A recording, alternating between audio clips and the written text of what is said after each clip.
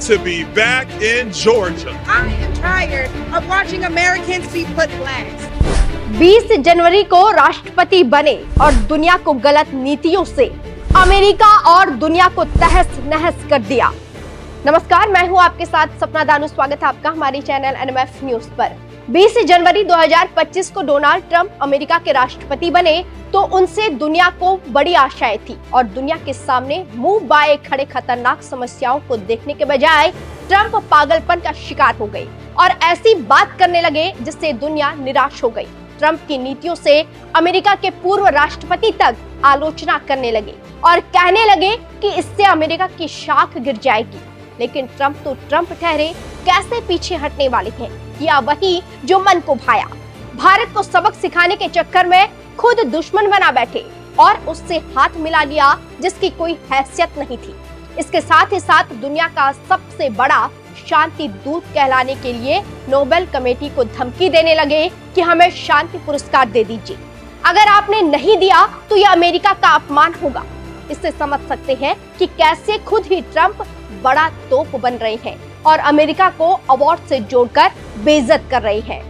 इससे दुनिया में एक नायक की जो छवि अमेरिका की बनी थी वो ध्वस्त होती जा रही है और उनकी कलई खोल रहे हैं एशिया और यूरोप के दो देश। एक नाम चीन है और दूसरे का नाम रूस। और रही सही कसर भारत ने निकाल दी है जिसके पीछे हाथ धोकर पड़े हैं ट्रंप। लेकिन भारत संयम से काम ले रहा है और अपनी चाल को सटीक और सही दिशा में चल रहा है, क्योंकि पावर के नशे में चूर ट्रंप पर विनाश का भूत सवार है।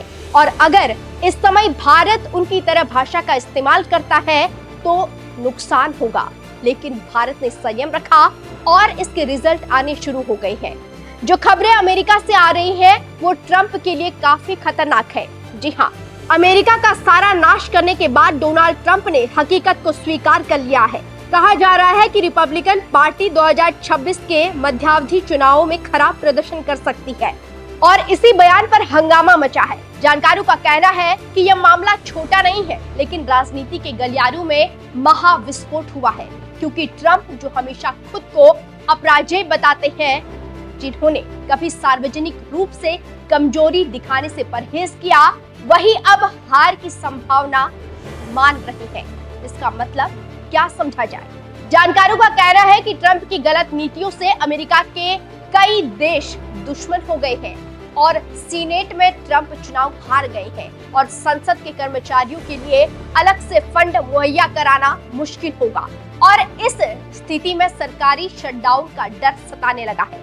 बजट पास ना होने से सरकारी कामकाज ठप है और जनता सीधा गुस्सा राष्ट्रपति पर निकाल रही है। लेकिन ट्रंप की चिंता सिर्फ शटडाउन तक नहीं है, असल डर छिपा है अमेरिकी राजनीति के इतिहास में। जानकारों का कहना है कि 1938 से लेकर अब तक हुए 22 मध्यावधि चुनाव हुए हैं, जिसमें वही पार्टी जीती है जो सत्ता से बाहर रही है और रिकॉर्ड 20 बार हुआ है।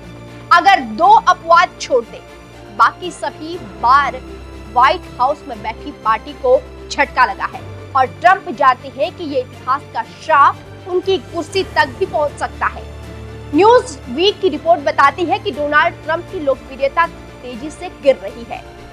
वोट हब पोलिंग ट्रैकर के मुताबिक 30 सितंबर को ट्रंप की रेटिंग 10 अंकों पर आ गई।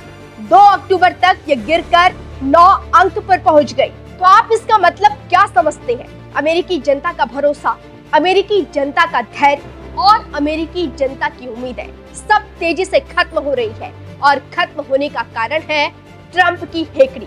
इस सर्वे में 43% अमेरिकी लोग अब भी ट्रंप का समर्थन कर रहे हैं, लेकिन 53% लोग उनके खिलाफ हैं। जानकारों का कहना है कि जब बहुमत आपके खिलाफ हो तो राजनीति में नतीजा क्या होगा इसका अंदाजा लगाना मुश्किल नहीं। अमेरिका का शटडाउन सिर्फ सरकारी दफ्तरों को बंद नहीं करता है, बल्कि आम नागरिक की जिंदगी को बुरी तरह झकझोर देता है और ये सब डोनाल्ड ट्रंप की झूठी शानो शौकत और दबंगई की वजह से हो रहा है। ट्रंप को ठोकर तेज लगी है और जमीन पर गिरे भी धड़ाम है। ऐसे में संभल पाते हैं कि नहीं, देखना होगा।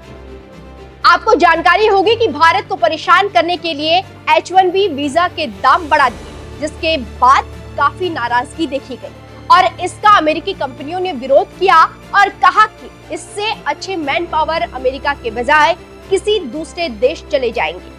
अब सवाल उठता है कि क्या 2026 के मध्यावधि चुनाव क्यों इतने अहम हैं?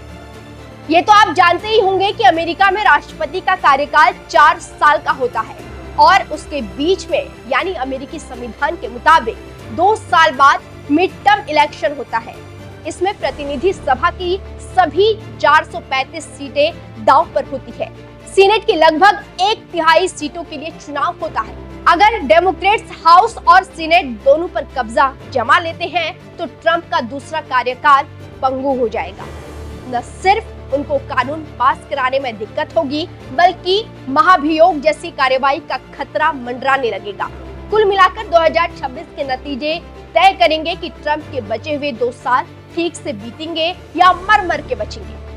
हालिया सर्वेक्षण डेमोक्रेट्स को उत्साहित कर रहे हैं। जैसे 2018 में ब्लू वेव ने रिपब्लिकन को धूल चटाई थी, उसी तरह 2026 में भी जनता बदलाव चाहती है। डेमोक्रेट्स वालों का एजेंडा सीधा है। शटडाउन का जिम्मेदार डोनाल्ड ट्रंप, स्वास्थ्य सेवाओं में गड़बड़ी का जिम्मेदार ट्रंप, वैश्विक स्तर पर अमेरिका की छवि को नुकसान पहुंचाने वाला ट्रंप। मतलब चुनावी नैरेटिव पहले से सेट हो चुका है, लेकिन विदेशी मामलों के जानकारों की माने तो ट्रंप की परेशानी यहीं खत्म नहीं होती। रिपब्लिकन पार्टी के भीतर भी असंतोष बढ़ रहा है।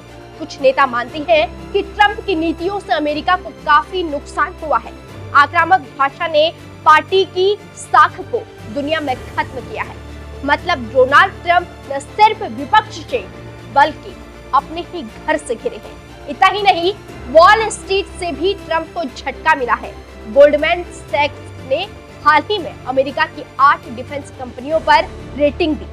6 कंपनियों को बाय रेटिंग मिली, लेकिन अमेरिकी जनता ने जो संदेश देना है दे दिया है और वो ये है कि ट्रंप न घर के रहे न घाट के, और अगले साल उनकी सरकार जा भी सकती है और लंगड़ी बनकर चल भी सकती है। देखना होगा कि ट्रंप करते क्या है, लंगड़ी सरकार चलाते हैं या बोरिया बिस्तर बांधकर व्हाइट हाउस से बाहर निकलते हैं या अपना बड़बोलापन बंद करके सही दिशा में काम करते हैं। ये देखना काफी दिलचस्प होगा। हम यहाँ पर शपथ के बाद क्या कुछ ट्रंप ने कहा था वो सुनवाते हैं, सुनिए।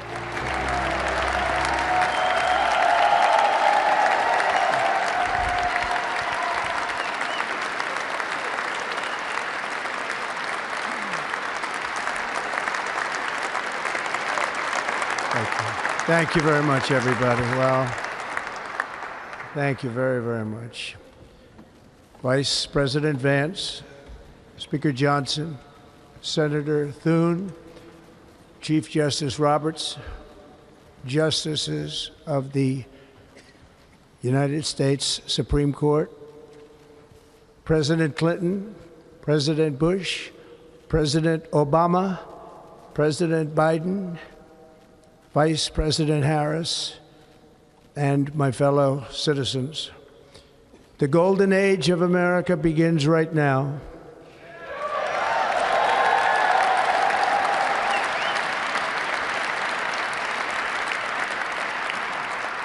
From this day forward, our country will flourish and be respected again all over the world.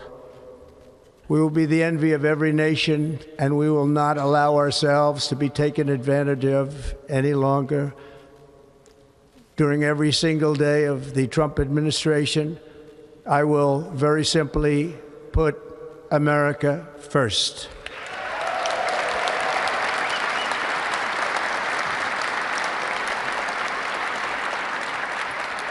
Our sovereignty will be reclaimed. Our safety will be restored. The scales of justice will be rebalanced. The vicious, violent, and unfair weaponization of the Justice Department and our government will end.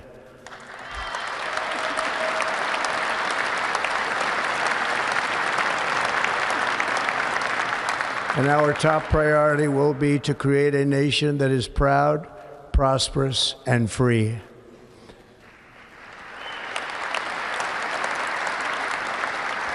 America will soon be greater, stronger, and far more exceptional than ever before.